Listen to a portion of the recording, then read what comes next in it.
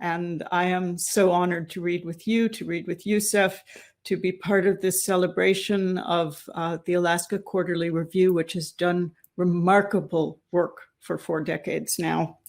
I'm reading to you from the hem of Mount Tamalpais in Northern California, whose original elders were and are the Miwok people, the coastal redwoods, and the salmon. This reading is almost entirely going to be from a book of poems, Ledger, that came out March 10th, which was pretty much the day the world changed in America with COVID. And I apologize, it's going to be a rather dark reading because I took seriously the series title, Pièces de Résistance. And so these are all poems looking at the crisis of the biosphere, the crisis of our social compact. And this first one I'm going to read, it's all over the map. It has the International Space Station in it. It has evolution. It has the geomorphology of Florida. It has terrorism, the Syrian civil war, and the crisis of refugees in the Mediterranean, which the poem was written some years ago, and it was going on long before that, and it has continued to go on. So, day beginning with seeing the International Space Station and a full moon over the Gulf of Mexico and all its invisible fishes. None of this had to happen. Not Florida, not the ibis's beak, not water, not the horseshoe crab's empty body, and not the living starfish. Evolution might have turned left at the corner and gone down another street entirely. The asteroid might have missed. The seams of limestone need not have been susceptible to sand and mangroves. The radio might have found a different music. The hips of one man and the hips of another might have stood beside each other on a bus in Aleppo and recognized themselves as long-lost brothers. The key could have broken off in the lock, and the nail can refused its lid. I might have been the fish the brown pelican swallowed. You might have been the way the moon kept not setting long after we thought it would, long after the sun was catching inside the low wave curls coming in at a certain angle. The light might not have been eaten again by its moving. If the unbearable were not weightless, we might yet buckle under the grief of what hasn't changed yet.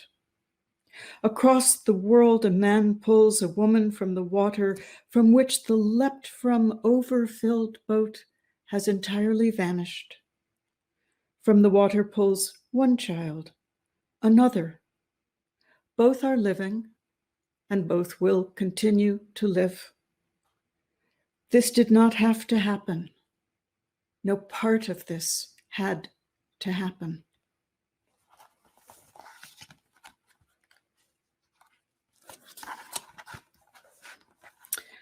This poem is called The Bowl, and you might think in part, regular kitchen bowl, but also a little bit the bowl that Buddhist monks carry on their rounds of takahatsu, where they go to the community, and if the community puts something into the bowl, you have dinner, and if you have not merited anybody putting anything into the bowl, you do not. The bowl. If meat is put into the bowl, meat is eaten. If rice is put into the bowl, it may be cooked. If a shoe is put into the bowl, the leather is chewed and chewed over, a sentence that cannot be taken in or forgotten. A day, if a day could feel, must feel like a bowl. Wars, loves, trucks, betrayals, kindness, it eats them. Then the next day comes, spotless and hungry. The bowl cannot be thrown away. It cannot be broken. It is calm, uneclipsable, rindless, and big though it seems, fits exactly in 2 human hands. Hands with 10 fingers, 54 bones, capacities strange to us, almost past measure. Scented as the curve of the bowl is, with cardamom, star anise, long pepper, cinnamon, hyssop.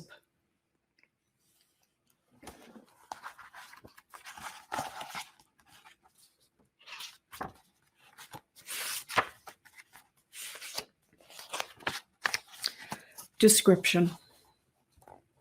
Humans, beings directional, symmetrical, with left and right hands, left and right feet, ears that hear lullabies from one side or the other, nostrils that know fear or food from one side or the other. Beings who sneeze while following a trail through wet woods, to whose asters and mosses 2 eyes bring stereoscopic depth. Sometimes it's true, the ears mishear death. Sometimes the feet's direction is only away. Sometimes the hands misunderstand their task. They tremble, they ask their wrists, this? Fingers with such sensitive nerve ends, such solicitude holding a chisel or cello, they thought they were meant to inflict only beauty and kindness.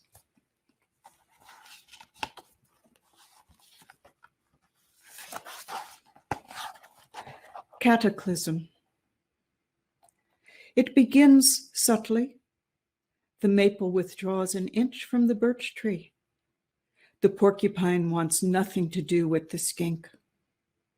Fish unschool, sheep unflock to separately graze.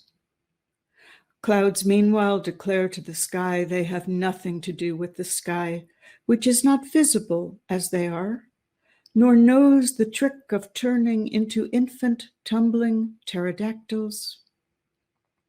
The turtles and moonlight, their long arrangement is over. As for the humans, let us not speak of the humans. Let us speak of their language.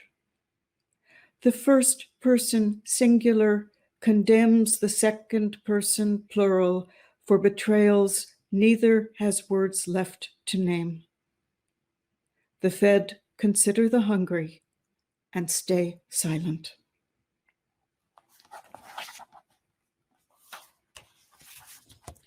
Practice.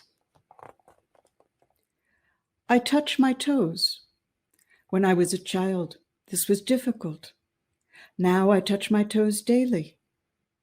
In 2012, in Sanford, Florida, someone nearby was touching her toes before bed.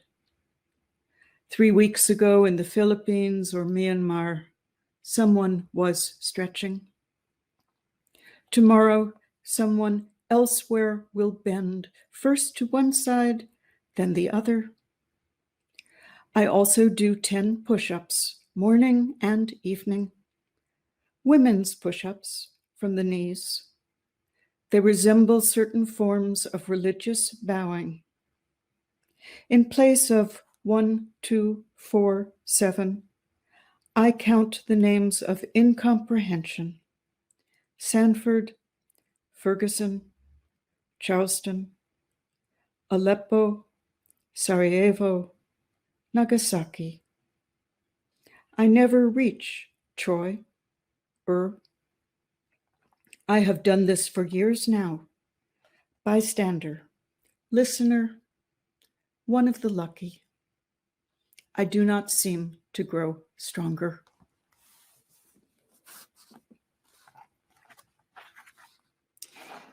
I was in Syria in 2007, before the civil war began there, when just over the border, Iraq was in flames. I met some people I became friends with. This poem thinks of a Syrian woman doctor who I became especially close with, and she did manage to leave early in the war. She breathes in the scent. As the front of a box would miss the sides, the back, the grief of the living misses the grief of the dead. It is like a woman who goes to the airport to meet the planes from a country she long ago lived in. She knows no passenger, but stands near as they exit, still holding their passports. She breathes in the scent of their clothes. So on the 5th day of the current administration, they took down from the White House website all mention of climate change, and in an unbroken line with everything we are seeing today, they instructed all scientists who worked for the federal government not to speak of their research in public without checking first with the heads of their agencies. On the 5th day,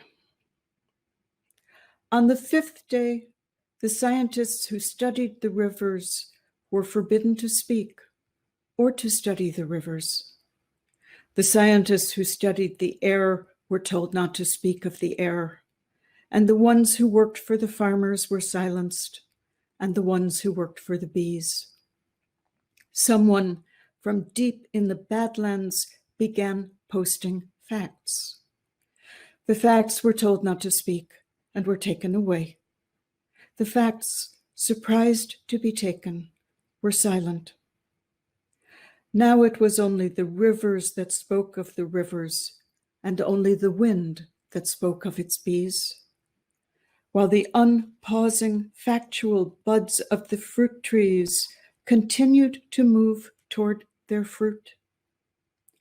The silence spoke loudly of silence, and the rivers kept speaking of rivers, of boulders and air. Bound to gravity, earless and tongueless, the untested rivers kept speaking. Bus drivers, shelf stockers, code writers, machinists, accountants, lab techs, cellists kept speaking.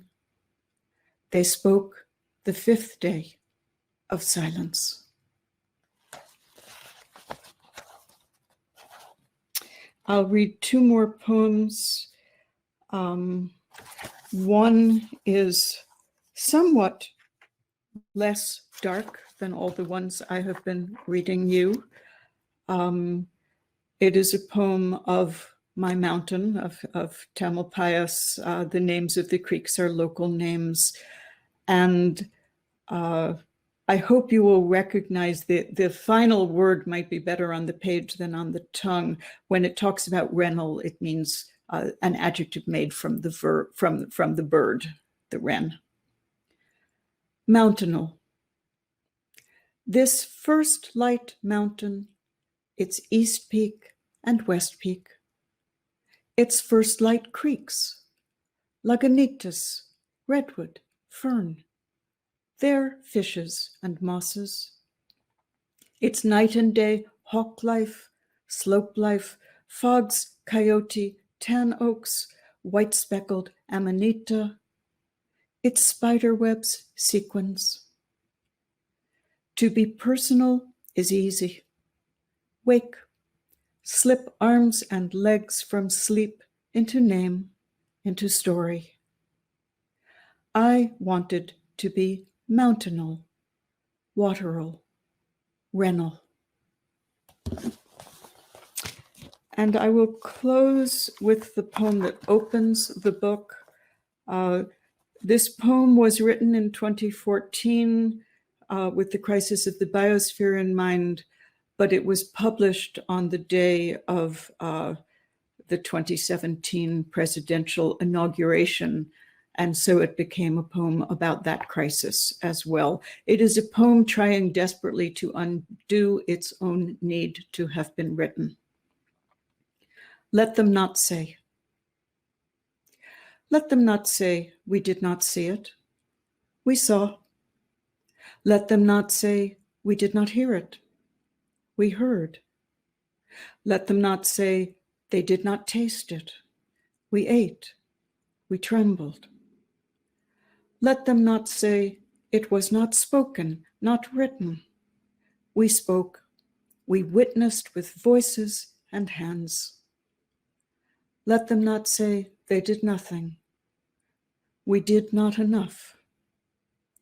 Let them say, as they must say something, a kerosene beauty. It burned.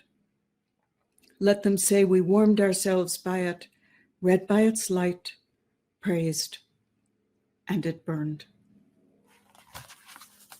Thank you.